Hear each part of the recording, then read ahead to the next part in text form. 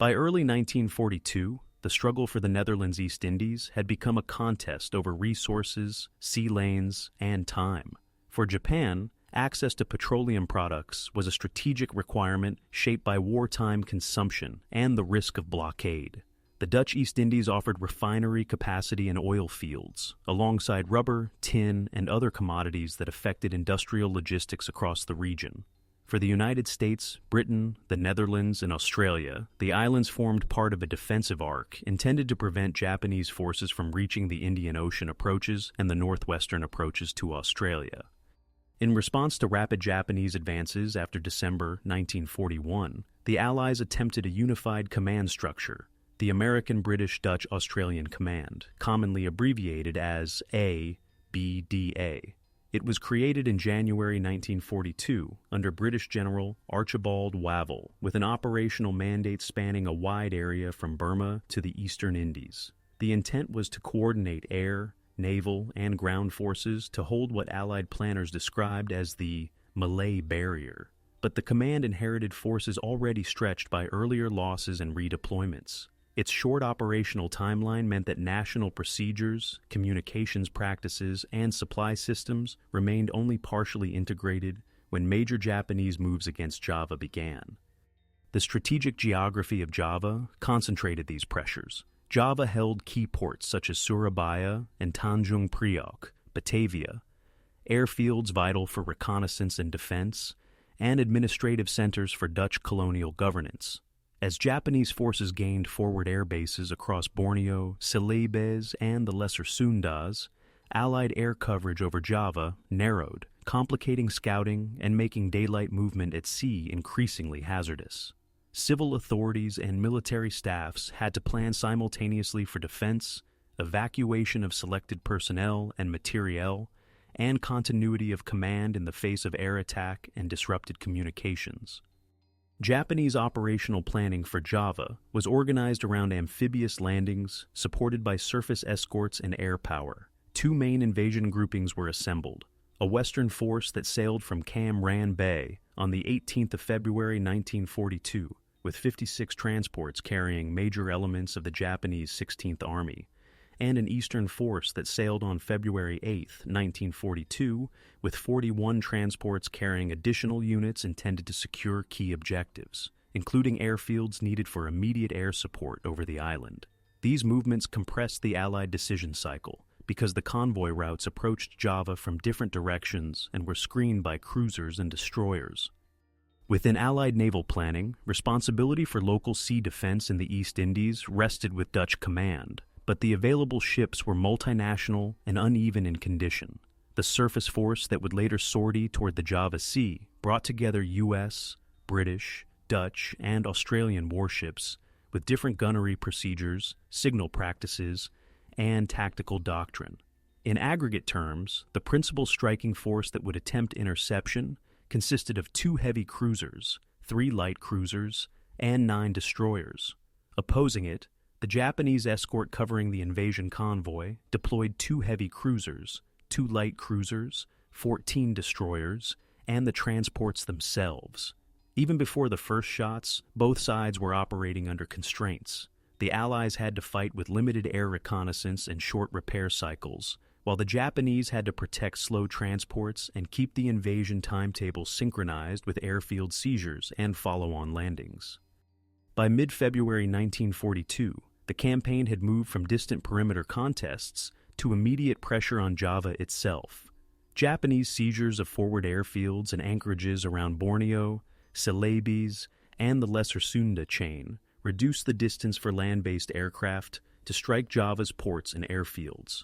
For the defenders on Java, this changed the daily rhythm of operations. Reconnaissance flights became harder to sustain, harbor activity was pushed into darkness or dispersed, and repair work competed with the requirement to keep ships ready for an interception sortie. ABDA's naval forces in the theater were placed under the Dutch flag officer Rear Admiral Karl Doorman, operating from Surabaya.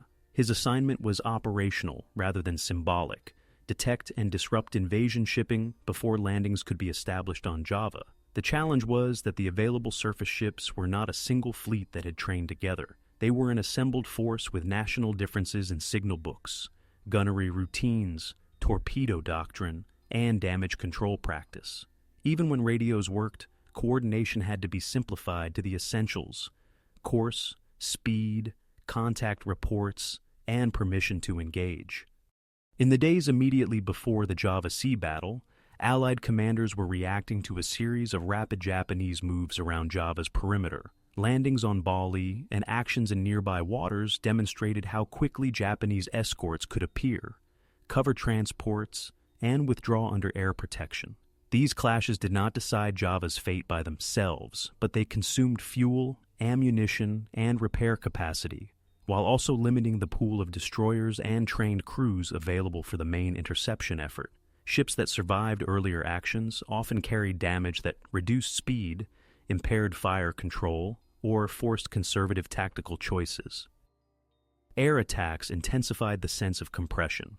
Surabaya and its naval facilities were struck from the air, and the need to disperse aircraft, protect fuel stocks, and keep runways usable became a constant problem for Dutch and Allied air commands.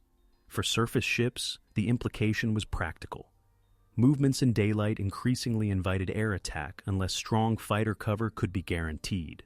And fighter cover was uncertain because ABDA air units were being attrited and redeployed between multiple threatened sectors. Japanese planning entered its opening phase for Java with two complementary requirements: keep the invasion transports moving on schedule and prevent ABDA's surface force from reaching the convoy lanes at the moment of landing. The escort covering the eastern approach included heavy cruisers and a large destroyer screen under Rear Admiral Takeo Takagi, with a destroyer squadron led by Rear Admiral Raizo Tanaka. Their mission was defensive in immediate purpose, but offensive in effect. If Dorman's force appeared, it would be engaged and held away from the transports long enough for the landing sequence to proceed. On Java itself, the approach of invasion shipping reshaped civilian and administrative behavior. Dutch authorities prepared for possible occupation while still directing military defense. Selected personnel and materials were moved or destroyed according to standing plans. Blackouts and air raid procedures became routine in major coastal cities. Indonesian civilians experienced these developments unevenly, depending on proximity to ports, airfields, and roads.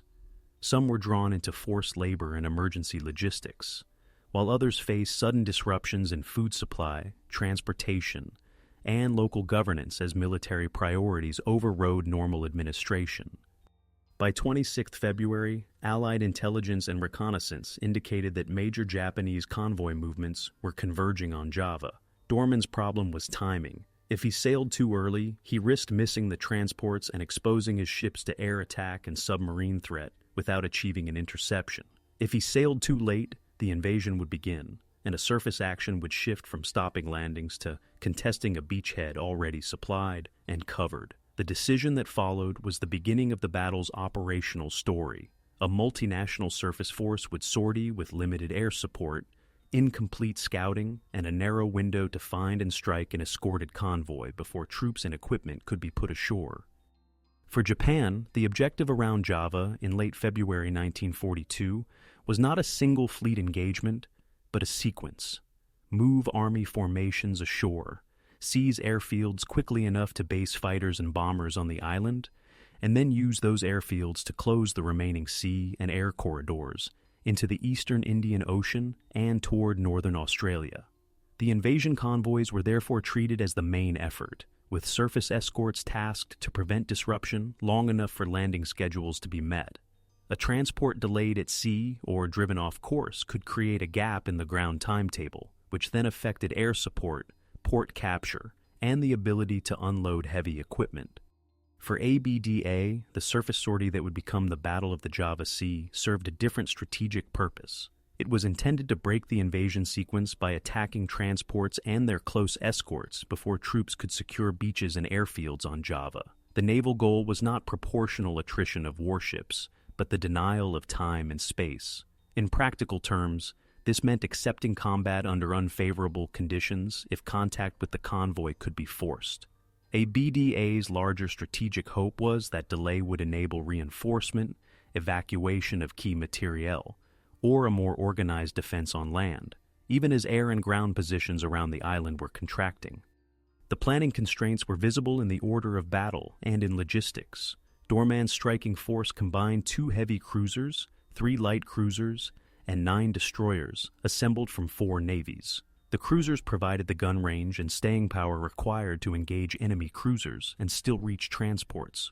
The destroyers carried the main torpedo threat and served as screens against enemy destroyers. But destroyers also imposed a logistical ceiling. Their fuel endurance and the need to conserve boilers and machinery limited how long high-speed searching could be sustained before the force had to return to port or accept risk of immobilization. Japanese escort planning was built around protecting transport lanes and exploiting qualitative advantages in night fighting and torpedo employment. The escort covering the eastern approach to Java deployed 2 heavy cruisers, 2 light cruisers, and 14 destroyers alongside the transport group. Its tactical intention was to engage ABDA's cruisers at ranges that favored accurate salvo fire, while retaining the option to launch long-range torpedo attacks. Japanese destroyers were trained to fire coordinated spreads in conditions of reduced visibility, with the expectation that even a near miss could force an opponent to turn away and lose contact with the convoy. The 2 sides entered the operation with different intelligence realities.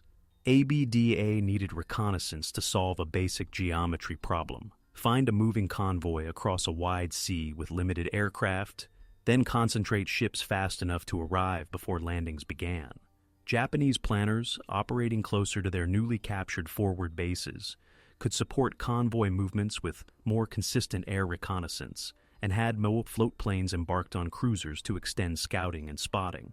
This did not eliminate uncertainty, but it narrowed it. The Japanese escort could plan to react to a detected Allied sortie, whereas ABDA had to sail without certainty of exact convoy position and heading. Doctrine and equipment shaped planning assumptions. Japanese heavy cruisers were built around long-range gunnery and large torpedo batteries, with destroyers equipped for mass torpedo attack.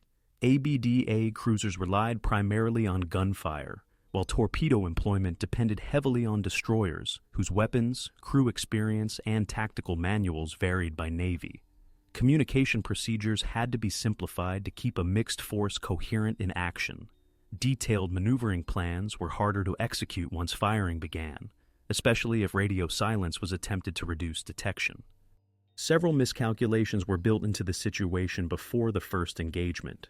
ABDA's ability to maintain continuous contact was limited by the shortage of air cover and by the need to maneuver defensively against air attack, which reduced search efficiency. The force also faced the risk that its destroyers would expend torpedoes early or suffer damage that removed them from the screen, reducing the ability to press an attack on transports later.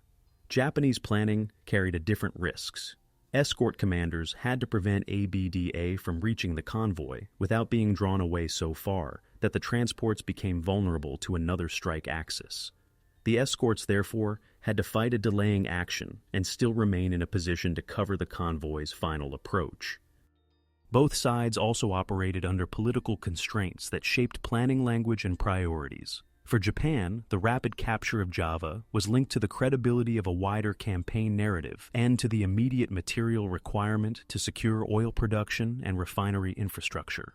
For the Allies, ABDA's creation was itself an admission that national forces could not defend the region independently. Its naval planning therefore carried the implicit requirement to demonstrate active resistance even as the strategic balance shifted. In this context, the approaching convoy and the decision to sortie were treated not as isolated tactics, but as the final attempt to make sea control decisive before landings made sea control largely irrelevant. On the 27th of February 1942, Doorman's combined striking force left Surabaya with the operational aim of intercepting the approaching Japanese invasion convoy before landings began on Java. His cruisers formed the core, the heavy cruisers USS Houston and HMS Exeter, and the light cruisers HNLMS Dia Ryder, flagship, HNLMS Java, HMAS Perth, and, in the initial formation, HNLMS Trump operating in the wider area. The destroyer screen was multinational as well. Dutch, British, and American ships with different torpedo types and fire control routines. The plan depended on first locating the convoy and then maintaining contact long enough to reach transport concentrations. Japanese escort forces were positioned to prevent exactly that. The convoy's close and covering escorts included heavy cruisers and light cruisers supported by a large destroyer screen, operating under a doctrine that emphasized coordinated torpedo attacks and the use of float planes for scouting and gunnery spotting. For the Japanese commanders, the operational requirement was to keep ABDA's surface force away from the transports during the hours that mattered most, the final approach and the opening of landings. Initial contact developed in the afternoon north of Java. Reconnaissance reports and sightings tightened the search area, and around mid-afternoon, Dorman's cruisers gained visual contact with Japanese warships screening the convoy routes. The engagement began as a long-range gunnery duel, with both sides maneuvering for position. The Allied line attempting to close the range toward the convoy axis, the Japanese formation aiming to block and force turns away from the transport lane. The first phase revealed a central asymmetry in information. Japanese float planes and coordinated spotting improved the ability to correct salvo fall and keep track of course changes, while Dorman's force relied on surface observation under conditions of haze, smoke, and increasing confusion from repeated turns.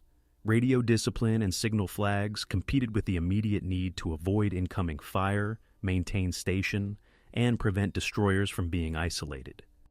As the two cruiser groups exchanged fire, destroyer actions began to shape the battle. Allied destroyers made torpedo attacks intended to break the Japanese screen and open a path toward the transports. These attacks required closing to effective launch positions while under cruiser gunfire, and then withdrawing rapidly to avoid counterattack. The practical effect was to force maneuvering on both sides. The Japanese destroyers responded with their own torpedo threats, encouraging Dorman to turn away at moments when he was trying to press forward. A decisive early outcome came when HMS Exeter was hit by heavy-caliber shellfire that damaged her machinery spaces. Her speed fell sharply, breaking the coherence of Dorman's line and forcing a reorganization under fire. In a formation built around coordinated turns and mutual support, a single cruiser slowed by damage created a ripple. Other ships had to adjust course to avoid collision. Destroyers had to cover the injured ship, and the entire force's closing speed toward the convoy axis was reduced. Shortly afterward, a Dutch destroyer, HNLMS Kortenaer, was struck by a torpedo and sank. This did not just remove a ship, it reduced the destroyer screen and cut into the torpedo weight Dorman could still bring forward later. It also created an immediate humanitarian and tactical dilemma. Survivors in the water required rescue, but stopping or slowing in an active torpedo environment exposed rescuing ships to the same threat.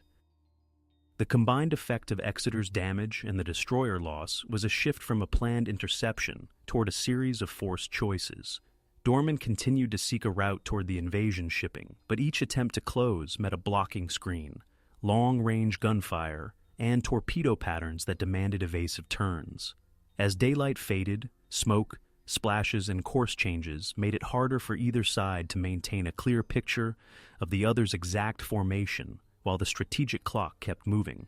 Every hour the convoy remained intact and on schedule narrowed the Allied ability to prevent landings rather than merely contest them after the fact. As the afternoon action on February 27th continued, Dorman's problem became cumulative rather than instantaneous. His force had not achieved a clean penetration toward the transports, yet each exchange consumed the resources needed for repeated attempts. Destroyer torpedoes were finite, main battery ammunition was being expended, and ship damage reduced speed and tightened the tactical margin for maneuver. The battle was no longer a single set-piece engagement, but a sequence of contacts, turns, and recontacts in which the escort screen repeatedly reset the geometry. After Exeter's speed fell, the Allied formation had to reorganize around a slower unit.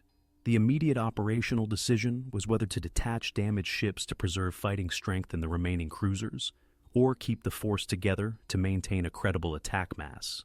Detachment preserved some combat capability for later defense of ports or evacuation, but it also weakened the interception force at the moment it was supposed to reach the transports. Keeping the formation intact maintained cohesion but risked losing contact entirely if speed fell below what was needed to close the convoy's track. Dorman attempted to regain an attack position by altering course and pushing northward again. Japanese escorts responded by maintaining a parallel screen and using torpedo attacks as area denial. Even when torpedoes did not hit, their presence shaped decisions. Evasive turns broke the Allied line of bearing, disrupted destroyer attack runs, and made it harder to keep steady gunnery solutions. In effect, torpedoes served as a maneuver weapon, repeatedly forcing ABDA ships off the direct line toward the invasion route. Destroyer operations on the Allied side entered a crisis phase for a simple reason. Many destroyers were running low on torpedoes or fuel. U.S. destroyers in particular faced endurance constraints that made prolonged high-speed maneuvering difficult. Several were ordered to withdraw as fuel became critical, reducing Dorman's screen and his ability to mount another concentrated torpedo strike. This withdrawal did not imply a collapse of will. It reflected the operational math of range, consumption, and the necessity of keeping at least some destroyers available for later defense or escort duties. Japanese escorts also faced constraints, but of a different type. Their primary vulnerability was the transport convoy behind them. Escort commanders had to remain between Dorman and the transports, and they had to avoid being drawn so far away that a sudden Allied dash could slip through. This required repeated course corrections and a focus on maintaining the blocking position rather than pursuing a decisive cruiser-to-cruiser finish. Their doctrine treated the convoy timetable as the main objective. Sinking enemy warships was useful insofar as it removed threats to the transports. As visibility declined toward evening, the battle's character changed. Night reduced the effectiveness of long-range gunnery observation, but increased the tactical importance of torpedoes and formation discipline. For the Japanese, night action training and the ability to coordinate destroyer torpedo spreads offered a method to keep ABDA at distance even without continuous gunnery contact. For Dorman's mixed force, night increased the difficulty of communication and station keeping, especially after hours of maneuver and the stress of earlier damage. Civilian consequences on Java were already being felt in parallel. Coastal towns and cities under threat of invasion experienced tightened controls, blackouts, movement restrictions, and preparation for possible evacuation of select personnel. Port labor and local transport were redirected toward military priorities, while the broader population faced uncertainty about supply and authority. These effects did not pause while fleets maneuvered at sea. They advanced in step with the invasion schedule that the naval battle was meant to disrupt. By late evening, Dorman faced a narrowing set of options. To continue pressing toward the convoy meant accepting repeated contacts with an escort screen that could deny a direct approach and impose torpedo risk. To withdraw meant conceding that landings would proceed largely unimpeded. The operational crisis was therefore not only about ship losses already incurred, but about the diminishing probability that any further attack would reach the transports in time to change the ground campaign's opening phase.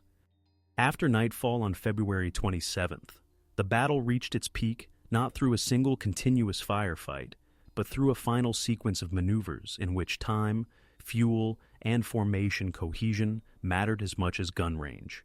Dorman chose to continue the interception attempt, despite the earlier damage and the reduced destroyer screen. His remaining cruisers aimed to slip around the Japanese blocking force and regain the convoy's line of advance before the invasion timetable could be completed. This decision created a high-risk operating pattern. In darkness, maintaining station in a multinational formation depended on simplified signals and prearranged turns, but the day's damage, smoke, and repeated course changes had already eroded coherence. The Allied force now consisted primarily of the cruisers De Ruyter, Java, Perth, and Houston, with fewer destroyers immediately available to screen and to mount additional torpedo attacks. Several U.S. destroyers had withdrawn because of fuel constraints, reducing both the anti-destroyer screen and the torpedo weight Dorman could still employ. The Japanese escort command faced a different peak challenge: prevent a late-night breakthrough that could reach transports during their final approach. The covering cruisers Nachi and Haguro, supported by destroyers, remained positioned to block the most likely routes. Their tactical method in darkness emphasized torpedo employment to force turns and create separation, followed by gunfire when silhouettes or muzzle flashes offered a firing solution. Even without continuous visual contact, the objective was consistent: keep ABDA ships off the convoy axis. Near midnight, as Dorman's cruisers attempted to pass through waters north of Java, Japanese forces regained contact. The engagement that followed was brief in elapsed time, but decisive in effect. Japanese cruisers launched torpedoes at ranges intended to deny the route, rather than to fight a prolonged gunnery duel. 2 torpedo hits became the critical losses of the night. HNLMSD Ryder, Dorman's flagship, was struck and later sank. HNLMS Java was also hit and sank as well. The timing concentrated the shock. Within a short window, the ABDA force lost 2 light cruisers, including its command ship, removing both combat power and centralized direction. The immediate outcomes were operational and human. Command continuity shifted abruptly, and the surviving ships faced the problem of withdrawal through waters still threatened by destroyers and submarines. Survivors from the Dutch cruisers entered the water in darkness, where rescue was constrained by the risk of further torpedo attack and by the need for remaining ships to clear the area. The losses also meant that ABDA no longer had the cruiser mass needed to attempt another direct strike on the invasion transports. By contrast, the Japanese convoy timetable could proceed with reduced interference. The escort mission, keep the transports protected during their final approach, had been achieved not by destroying every opposing ship, but by preventing the one outcome that mattered strategically: a successful Allied penetration into the transport concentrations before landings. On Java, the night's naval outcome translated into immediate pressure on civil and military planning. With the prospect of stopping the invasion at sea reduced, Dutch and Allied authorities shifted priorities toward local defense, demolition plans for selected installations, and evacuation or dispersal of personnel where possible. In major ports and administrative centers, the civilian experience became increasingly shaped by air raids, blackouts, disrupted transportation, and shortages linked to the concentration of resources for military use and the interruption of inter-island shipping. The naval battle's peak, fought beyond the horizon for most civilians, nevertheless determined the pace at which occupation, displacement, and administrative collapse would arrive on the island in the days that followed. After the loss of De Ruyter and Java, the Allied surface effort around Java entered an adaptation phase defined less by offensive interception and more by survival, evacuation, and localized defense. The remaining cruisers and destroyers had to operate under a new constraint. Without a cohesive multinational striking force, each unit's next move had to balance immediate tactical safety against broader operational needs, such as escorting withdrawals, moving personnel, and attempting limited strikes where opportunity existed. For the surviving Allied cruisers, including USS Houston and HMAS Perth, the immediate decision was withdrawal to the south and west, away from the main invasion routes and toward ports that could still support refueling and coordination. This was not simply retreat, it was an operational redistribution of remaining combat power to delay further Japanese advances or to protect the movement of ships and people attempting to escape the closing perimeter. The problem was endurance. With Japanese air power expanding onto captured airfields and with convoy routes increasingly covered, daylight movement became progressively constrained, and night transits carried the constant risk of destroyer and cruiser interception. Japanese forces adapted in parallel, shifting from escorting invasion convoys toward tightening maritime control around Java and the Sunda and Lombok Straits. Once landings were underway, the role of surface units expanded from convoy protection to interdiction, blocking escape routes, intercepting ships attempting to move between Java and Sumatra, and coordinating with air units to strike ports and shipping. This was a transition from a time-critical escort mission to an area control mission, supported by the growing ability to base aircraft closer to the contested waters. On the tactical level, the engagement had reinforced methods that Japanese commanders already prioritized: destroyer-led torpedo attacks to shape enemy maneuver, cruiser gunnery controlled by scouting and spotting, and a willingness to treat the enemy's attempt to reach transports as the central danger. For ABDA survivors, the battle highlighted different adaptations, minimizing exposure by using darkness for movement, reducing radio transmissions to avoid detection while still maintaining basic coordination, and accepting that limited fuel stocks and damaged ships would often dictate choices more than the ideal tactical plan. At the same time, resistance and adaptation unfolded on land and among civilians, though under sharply different conditions. Dutch colonial forces, Allied units, and local authorities faced the transition from regional defense to defense of specific points, airfields, road junctions, and ports. The shift in maritime control meant that reinforcement and resupply by sea became increasingly unreliable. Civilian life was reshaped by military requisitioning of vehicles and fuel, the interruption of coastal shipping that had linked food-producing regions to urban centers, and the immediate physical dangers of air attack on ports and rail lines. For Indonesian civilians, the approaching occupation produced a range of experiences depending on location and local governance. In some areas, the Dutch administration attempted last-minute measures to preserve order and move supplies. In others, administrative authority weakened as military priorities dominated decision-making. Labor demands increased around fortifications, port unloading, and road repair.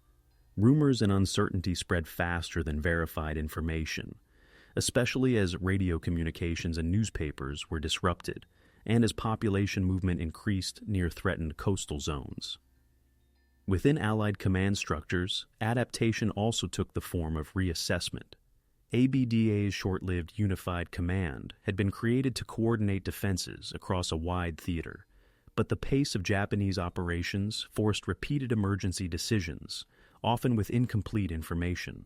After the Java Sea losses, coordination became more fragmented as national units focused on extracting what could be saved: ships, trained crews, aviation assets, and key personnel, while still supporting a defense that was rapidly losing air cover and maritime mobility.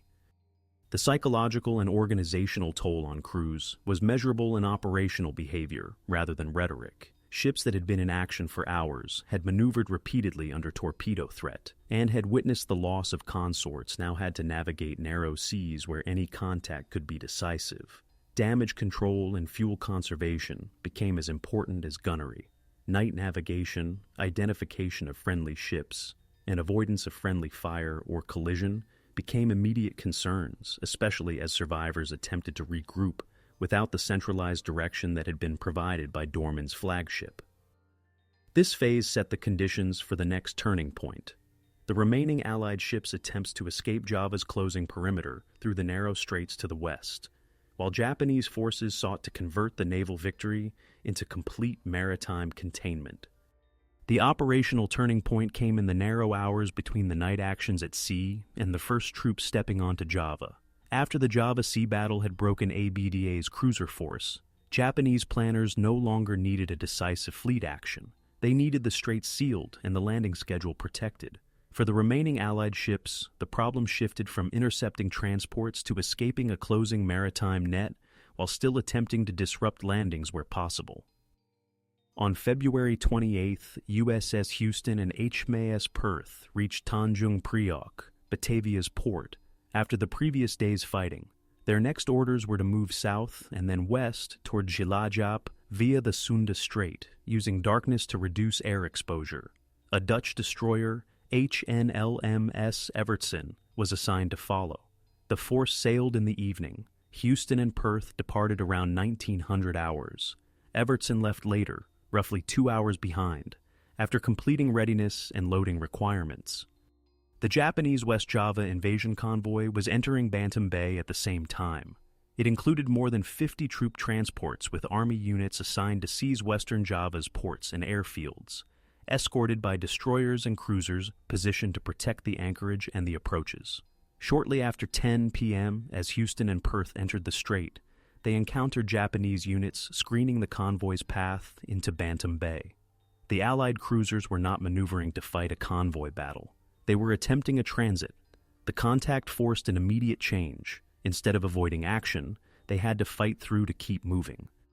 The night engagement that followed was shaped by geography and by the convoy itself. In confined waters, attempts to evade could run directly into transport anchorages and escort screens.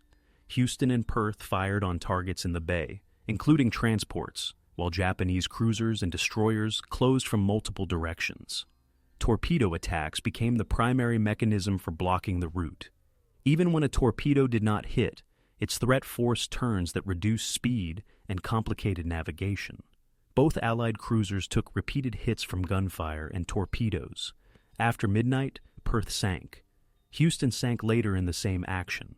Evertson, arriving later and encountering Japanese forces, was also lost. Survivors from the Allied ships were taken as prisoners of war in large numbers. The immediate result was the removal of the last major Allied surface units capable of operating on Java's western exit route.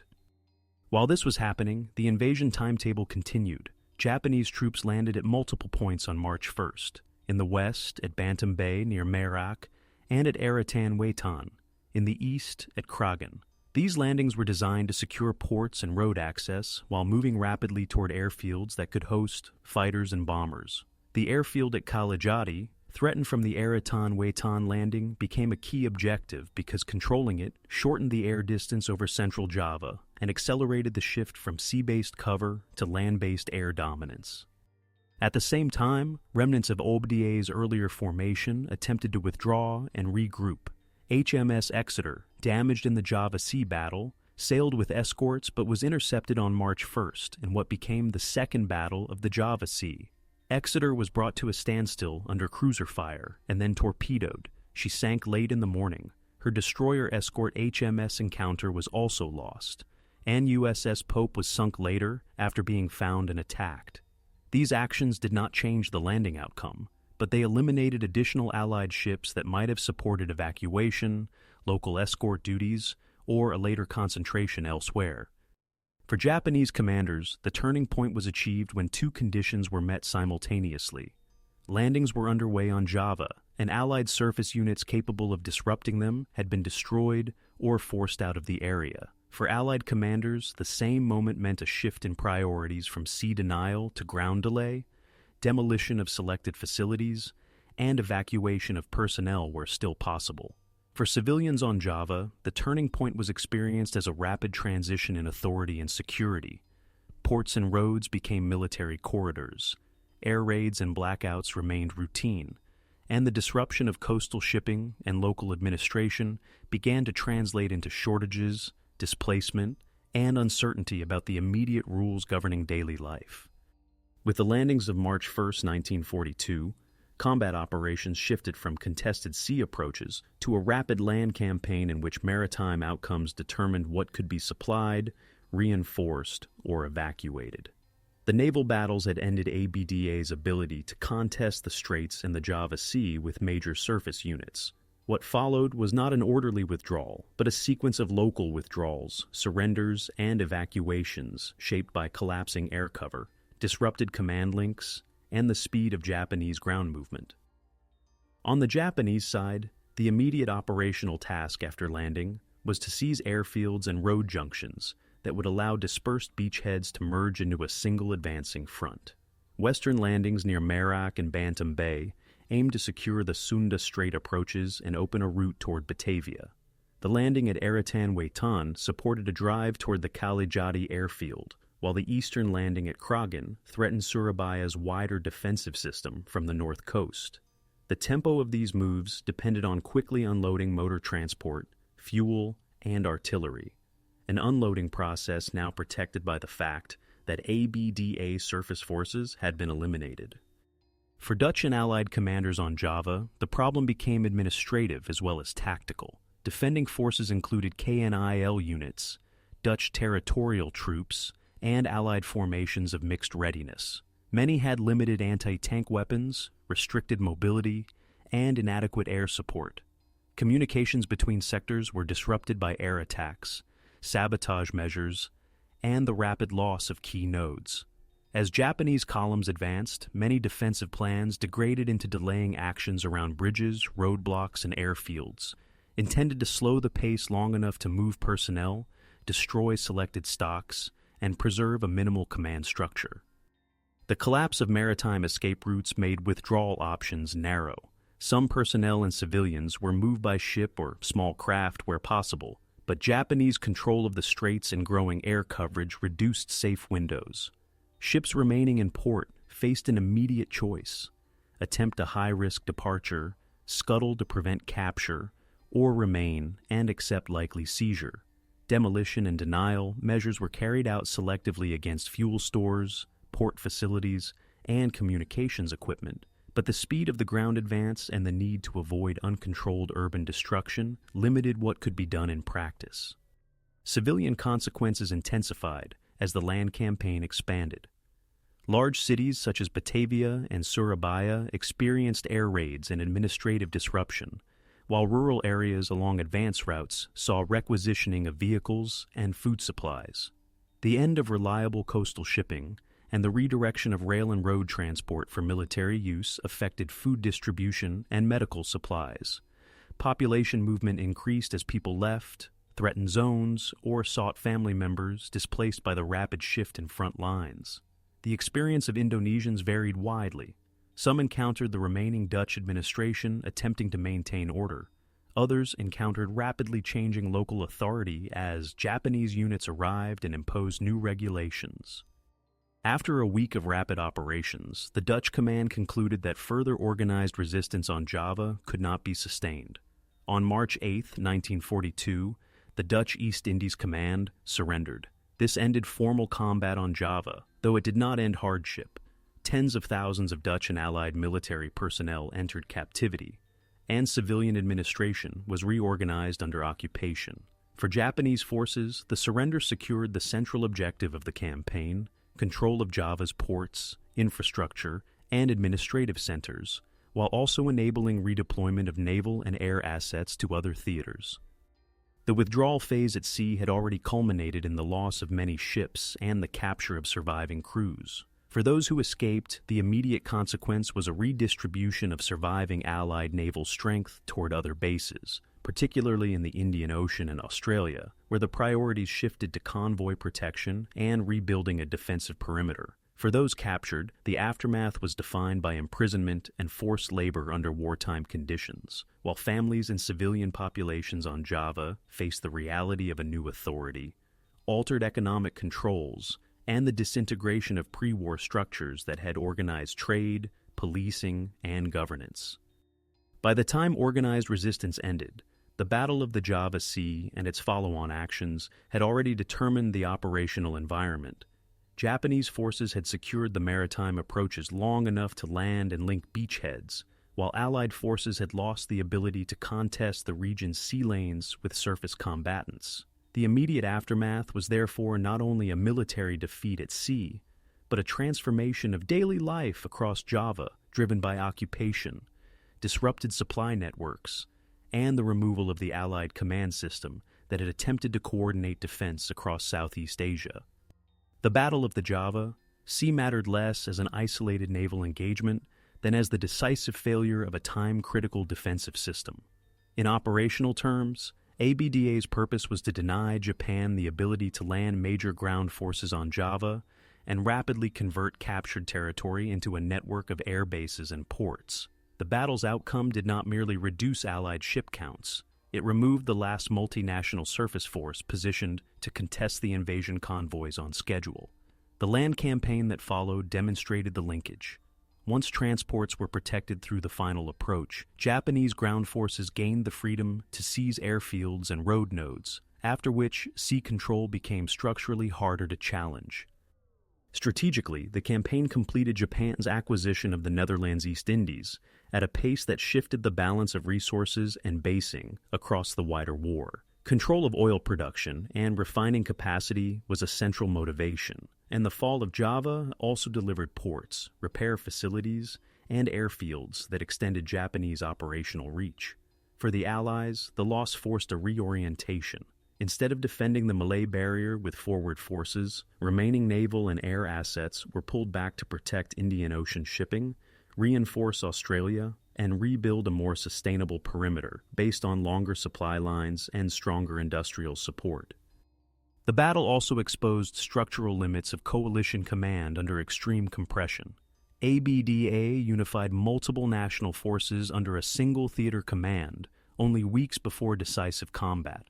The resulting naval force combined ships with different signal systems, torpedo doctrines, and tactical habits, assembled under a requirement to act immediately rather than train together. In that context, the Java Sea engagement became a case study in the friction between coalition intent and coalition readiness. Coordination could be achieved at the level of sailing, together, and fighting in the same waters, but detailed tactical integration was constrained by time, communications, and logistics. On the Japanese side, the battle reinforced a method of maritime war that prioritized mission outcomes over battle narratives. The escort commanders did not need to annihilate every opposing ship to succeed. They needed to prevent ABDA from reaching transports during the hours that mattered. The use of torpedoes as an area denial weapon, the maintenance of a blocking screen, and the integration of scouting and spotting supported that requirement. The follow-on actions in the Sunda Strait and the Second Battle of the Java Sea show how the initial victory was operationally exploited. Japanese forces shifted rapidly from escort to containment, intercepting surviving Allied ships and closing escape routes. For sailors across all involved navies, the battle's legacy was shaped by immediate human consequences. Large-scale ship losses, survivors exposed in the water under ongoing threat, and the capture of thousands of personnel as prisoners of war. These outcomes had institutional effects as well.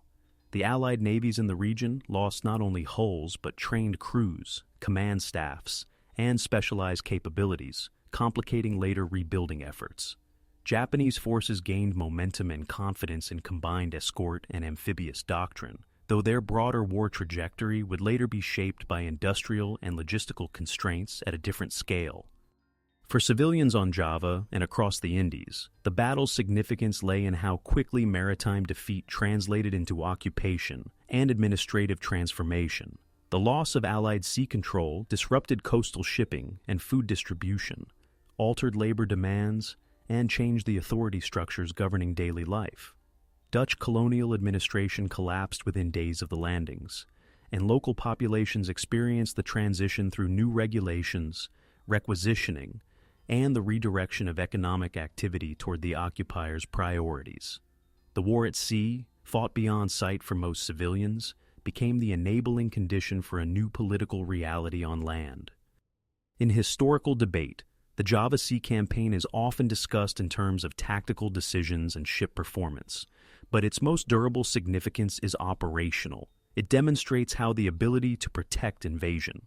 Shipping for a narrow window can decide an entire theater when the defender lacks air superiority, reconnaissance depth, and logistical endurance. It also illustrates the limits of late coalition improvisation against an opponent executing a coherent timetable that links sea escort, airfield capture, and ground exploitation. Commemoration has followed national lines because losses were multinational and the aftermath diverged for each participant. Dutch memory often centers on the loss of De Ruyter and the end of colonial defense. Australian and American memory emphasizes the final fights of Perth and Houston and the captivity of survivors. Japanese accounts place the battle within the rapid early war sequence of amphibious victories. Taken together, these perspectives converge on the same factual legacy. In late February and early March 1942, control of the Java Sea and the Straits was decided by a series of surface actions that enabled the conquest of Java and reshaped the strategic map of Southeast Asia for the remainder of the war.